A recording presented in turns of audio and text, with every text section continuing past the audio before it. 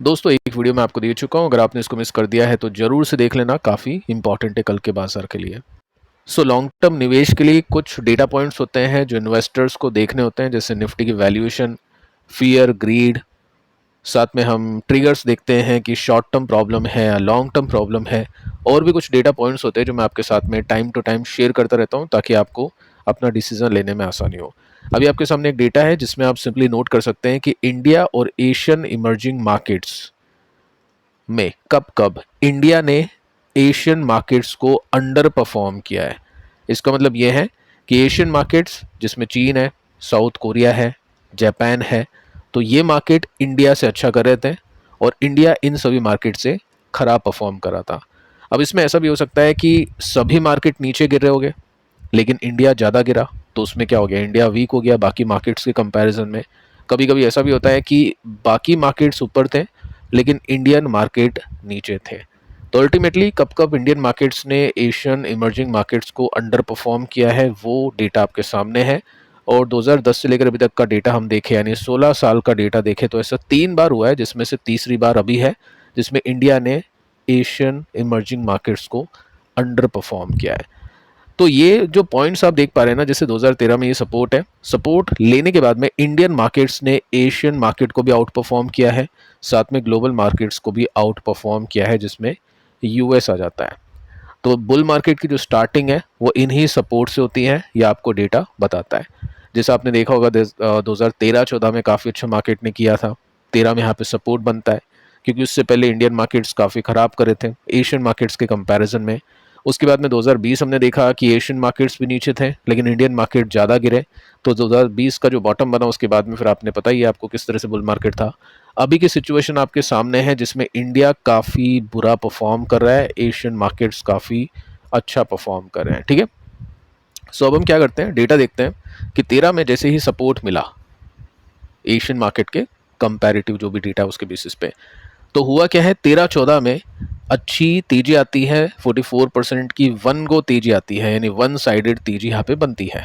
ऐसा नहीं उसके बाद में मार्केट चला नहीं, उसके बाद में गिरावट होती है, फिर मार्केट चलता है। अब ये कहानी है ब्रॉडर मार्केट की। तो ब्रॉडर मार्केट अगर ऐसा चलेगा तो stocks, mid cap, small caps, growth companies, emerging categories वो तो बहुत अच्छा करेगी। ठीक है, तो ये अच्छा डेटा है, प्लस पॉइंट है इंडियन मार्केट के अंदर। जैसा कि मैंने आपको पिछले वीडियो में बताया था कि जो इस बाजार के अंदर अपनी एसआईपी अगर कोई करता है तो उसको रोक रहा है, या पर मंथ जो भी निवेश करता है मार्केट के अंदर उसको रोक रहा है, या अपना निवेश निकाल रहा है, तो वो बहुत बड़ी बेवकूफ़ी है। अब इसके बाद में देखिए होता क्या है कि 15-20 में ये कोविड की वजह से कोई रिटर्न्स नहीं बने इन्वेस्टर्स के, अगर किसी ने टॉप पे निवेश किया होगा तो। ठीक है, उसके बीच में गिरावट भी आई थी बट ये किसी को पता नहीं था। तो इस समय भी एशियन मार्केट ने अंडर परफॉर्म किया, इंडियन मार्केट ने उससे भी अंडर परफॉर्म किया। लेकिन उसके बाद में क्या हुआ, बाकी एशियन मार्केट्स आप देख सकते हैं यहाँ से लेकर यहाँ तक तेजी बनी नहीं है, अभी तेजी बन रही है और इंडियन मार्केट ने काफ़ी अच्छा परफॉर्म किया था। अभी की सिचुएशन क्या है, क्या एशियन मार्केट गिर रहे हैं? नहीं, इंडियन मार्केट नहीं चल रहे और एशियन मार्केट चल रहे हैं, तो इस वजह से इंडिया का मार्केट अंडर परफॉर्म करा है। पिछली बार क्या हुआ है, पिछली बार सभी मार्केट गिरे हैं बट इंडिया का मार्केट ज़्यादा गिरा था 13 और 20 में। अभी क्या है, इंडिया का बाजार नहीं चल रहा है लेकिन बाकी एशियन बाजार चल रहे हैं। तो कुछ भी हो, कभी टाइम करेक्शन होता है, कभी प्राइस करेक्शन होता है। तो इंडिया के बाजार के अंदर प्राइस करेक्शन यहाँ पे ज़्यादा था और यहाँ पे टाइम करेक्शन ज़्यादा है, लेकिन जो करेक्शन है वो तो करेक्शन है। तो चांसेस काफ़ी हाई है कि इंडिया के बाजार के अंदर अच्छी तेजी आ सकती है, लेकिन जैसा कि आपको पता ही है ट्रेडर ट्रंप मार्केट में है, तो उम्मीद थोड़ी सी कम रखो। लेकिन ये जो प्राइस है ना, ये प्राइस काफ़ी सही है, वैल्यूएशन काफ़ी सही है, गिरावट काफ़ी सही है, और जब भी नेगेटिविटी होती है तभी अवसर मिलता है लॉन्ग टर्म निवेश करने का। तो ये डेटा उसके लिए पॉजिटिव है। अब देखिए एक और इंटरेस्टिंग डेटा के ऊपर बातचीत करते हैं। ये डेटा है निफ्टी ड्रॉडाउन का। अब ये डेटा आपको ये सिखाता है कि हर साल बाजार में गिरावट आती है, मार्केट चाहे बुल हो या बेयर हो, बाजार गिरता ही है। और सबसे बड़ी बात मैं आपको बताता हूँ कि हम अगर लॉन्ग टर्म निवेश करें ना 10 साल 15 साल, तो मैक्सिमम टाइम 70% टाइम हम यही देखेंगे कि बाजार में प्रॉब्लम है, बाजार नहीं चल रहा है, बाजार तो नीचे है। ठीक है, 70%, मैं तो 70 कम ही बोल रहा हूँ, मैं तो 80% आपको कहूँगा, 80% हम यही बोलेंगे और यही चलेगा। 80% मार्केट में प्रॉब्लम ही प्रॉब्लम दिखेगी, ये तो 15-20 साल है ना, उसके अंदर मैं बात कर रहा हूँ। लेकिन जो 20% टाइम होगा ना, वही रिटर्न्स वाला टाइम होगा, और मार्केट चलता कम है, गिरता ज़्यादा है। मैं टाइम के हिसाब से बता रहा हूँ, परसेंटेज बेसिस पे नहीं, टाइम के हिसाब से। तो मैक्सिमम टाइम हमको बाजार खराब ही लगेगा, लेकिन ये जो 20% का टाइम है ना, हमको नहीं पता है कब आएगा। उसी के लिए हमको ये 70-80% के टाइम में निवेशित रहना होता है। जैसे कि आप देख सकते हैं कि हर साल बाजार गिरता है। 2008 में तो 60% गिरा अपनी हाई से, और फिर 17 में 4% ही गिरा। ठीक है, अभी आप देख सकते हैं 8%, 10%, 7%। एक भी साल ऐसा नहीं है जिसमें नेगेटिव नहीं हो। ये ड्रॉ डाउन है, यानी किसी भी साल का हाई से कितने परसेंट मार्केट गिरा। तो हर हाई से मार्केट गिरता है, कभी कम कभी ज़्यादा, लेकिन गिरावट हमेशा होती है। ये डेटा आपको ये सजेशन देता है कि हर बार मार्केट गिरेगा, कभी कम कभी ज़्यादा। और मैक्सिमम टाइम आप गिरावट ही देखोगे मार्केट के अंदर। जैसे आप निफ्टी का भी चार्ट देखोगे ना, तो अभी ये हाई से कितने साल हो गए नहीं चला बाजार, यहाँ से देखो कितने साल हो गए नहीं चला बाजार, उसके बाद में यहाँ पे तेजी आती है, उससे पहले यहाँ पे तेजी आई थी। ठीक है, तो ये सब चीज़ें हम आगे भी देखेंगे। अब देखो यहाँ पे सबसे सिंपल सा कंपैरिजन एक आपको बताता हूँ कि काफ़ी लोग अभी यूएस मार्केट के ऊपर निवेश कर रहे हैं, काफ़ी लोग अभी वहाँ पे जा रहे हैं, भाग रहे हैं। अब ब्रोकिंग कंपनीज को भी पैसे कमाने के लिए अब ये ऑप्शन लेके आना पड़ रहा है कि आप ब्रोकिंग एप्लीकेशन में बाहर के बाजार के स्टॉक्स ले सकते हैं। लेकिन आपको ये समझना है कि बाहर के बाजार भी गिरते हैं निफ्टी के कंपैरिजन में। जैसे मैंने आपको ड्रॉ डाउन दिखाया अभी निफ्टी का, हम यूएस मार्केट के साथ में कंपेयर करें जिसमें डाउ जोन्स है, S&P 500 है, तो ये डेटा आपको ये बताएगा कि मैक्सिमम टाइम निफ्टी ज़्यादा गिरा है और यूएस बाजार कम गिरा है। 2001 में हम देखें तो अपने बाजार 40% नीचे, यूएस मार्केट कम। 2002 देखें तो अपने कम गिरे लेकिन यूएस के ज़्यादा गिरे। लेकिन मैक्सिमम टाइम आप देखोगे 2003 में देखोगे, 4 में देखो अपना कितना गिरा 29%, यूएस कितने गिरे 9%। 5 में देखोगे अपने 13 है, यहाँ पे 7-8 है। 6 में देखोगे अपने 29 है, यहाँ पे तो 8-7 ही है। 8 में देखो अपन सबसे ज़्यादा पिटे 60%, जबकि प्रॉब्लम यूएस के बैंक्स में हुई थी, वहाँ पे 42-48 है। तो मैक्सिमम टाइम जैसे यहाँ पे 9 के अंदर अपनी रिकवरी अच्छी भी आई है, फिर तो यूएस मार्केट को आउट परफॉर्म भी कर दिया यहाँ पे। तो मैक्सिमम टाइम हम यूएस मार्केट से खराब ही परफॉर्म करेंगे। जस्ट एक बताने वाली बात है, देखो पैसे बनाने वाला अभी भी पैसे बना रहा है। अभी 2-3 साल खराब गए हैं, स्टॉक्स बताओ क्या ऐसा कोई स्टॉक नहीं जो नहीं चल रहा? कितनी सारी कैटेगरीज है, कितनी सारी कंपनीज है, चल रही है। तो मैक्सिमम टाइम आप यही देखोगे कि यूएस को अपना अंडर परफॉर्म कर रहा है, लेकिन कुछ कुछ साल ऐसे हो गए जिसमें हम काफ़ी आगे निकल जाएंगे, और वही कंपाउंडिंग वाले साल होते हैं।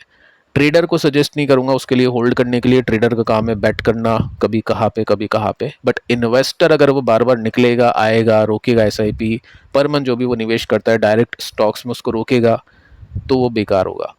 अब जैसे मैं आपको ये डेटा आप देख चुके हो, उसको देख लेना, स्क्रीनशॉट ले लेना, आपको एनालिसिस करना होगा तो उसके बेसिस पे आप इसको देख सकते हैं। ठीक है, अब मैं आपको रैंकिंग दिखाता हूँ कि हम इतना क्यों सहे। जब इंडियन मार्केट ज़्यादा गिरता है, वॉलेटिलिटी ज़्यादा है यूएस के कंपैरिजन में, तो क्यों मैं इंडिया के बाजार में निवेश करूँ?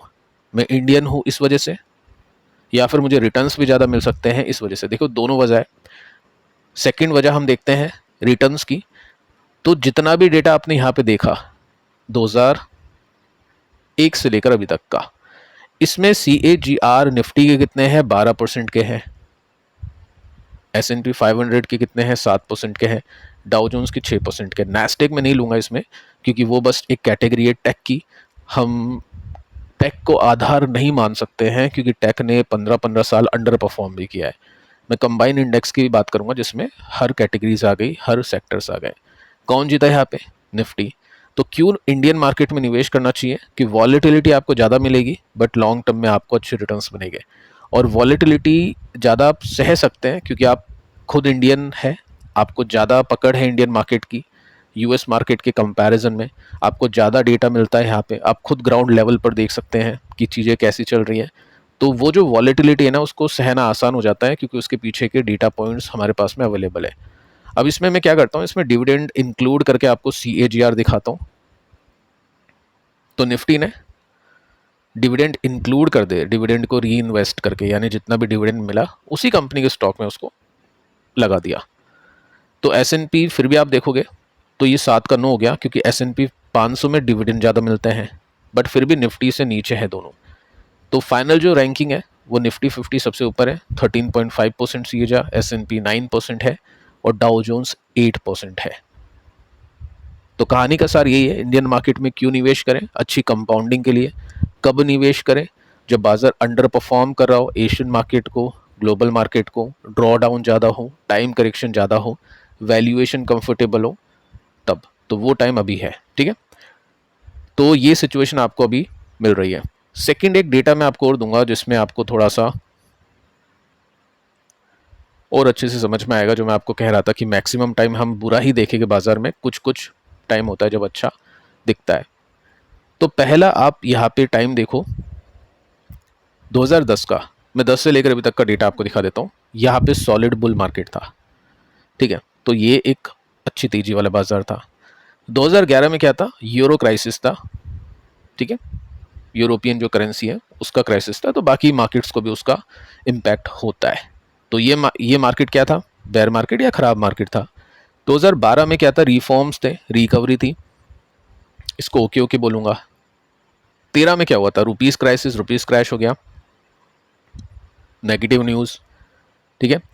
टेपर टेंट्रम मतलब होता क्या है कि यूएस में जो फेड है ना, फेडरल रिजर्व, वो हर साल बॉन्ड खरीदता है पैसे देकर, वो पैसे लिक्विडिटी होती है। तो यहाँ पे फेड ने बोल दिया कि अब मैं जो बॉन्ड है ना वो नहीं खरीदूंगा या काफ़ी कम बाय करूंगा पिछले साल के कंपैरिजन में। तो लिक्विडिटी सक हुई थी और उसके बाद में फिर मार्केट को नेगेटिव इम्पैक्ट हुआ था, बाजार खराब कर गए थे, ठीक है। उसके बाद में हमने देखी मोदी जी की रैली 2014 में, ठीक है, तो इसको मैं पॉजिटिव बोल देता हूँ। उसके बाद में अगले साल क्या हो गया, चाइना क्रैश, नेगेटिव। उसके बाद में डीमोनेटाइजेशन, नेगेटिव। ये न्यूज़ हम सुन रहे थे उस समय, नेगेटिव नेगेटिव, ठीक है। उसके बाद में हम जीएसटी बुल रन देखते हैं, चलो इसको पॉजिटिव लेता हूँ। 2018 में फिर क्या होता है, एनबीएफसी क्राइसिस होता है, नेगेटिव। तो जो स्क्रीन आप देख पा रहे हैं उसमें कितने पॉजिटिव है, 1 2 3, कितने नेगेटिव है, 1 2 3 4 5, समझ पा रहे हो।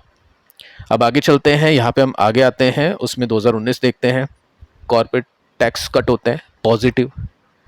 उसके बाद में कोविड क्रैश हुआ, टीजीबीआई न्यूट्रल कर देते हैं इसको। फिर लिक्विडिटी बुल रन हुआ, अच्छी न्यूज़ आ रही थी 2021 में, कोई बुरी न्यूज़ नहीं थी, लिक्विडिटी आ रही थी आपकी रिटेल इन्वेस्टर्स की। 2022 में फिर हम नेगेटिव न्यूज़ देखते हैं, रशिया यूक्रेन इन्फ्लेशन। 2023 में ओके ओके होता है सीन। 24 में फिर हम देखते हैं निफ्टी 5 ट्रिलियन मार्केट कैप पहुंच गया, पॉजिटिव। उसके बाद में 25 में नेगेटिव, अभी नेगेटिव। तो यहाँ पे भी हम नेगेटिव देखें तो ज़्यादा है पॉजिटिव के कंपैरिजन में, या दोनों दोनों बराबर है, क्योंकि अभी ओके ओके न्यूज़ आ रही थी ट्रंप के पहले से। हम ब्रॉडरली इसको देखें तो मैक्सिमम हम नेगेटिव ही न्यूज़ सुन पाते हैं। तो जस्ट यही बात है, आप ये सोचते हो कि मार्केट में निवेश कर दिया, नेगेटिव न्यूज़ नहीं, यार मैंने निवेश करा तब से तो ये प्रॉब्लम ही प्रॉब्लम चल रही है, ऐसा नहीं होता है। ये सदियों का इतिहास है, डेटा है।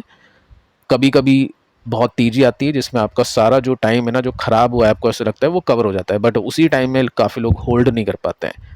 तो बेटर यही है, अभी का बाजार काफ़ी सही है। ब्रॉडर मार्केट के बेसिस में देखना है या कुछ कंपनीज को देखना है फॉर इन्वेस्टिंग, तो ये मार्केट काफ़ी अच्छा है। तो फिलहाल दोस्तों इस वीडियो में इतना ही।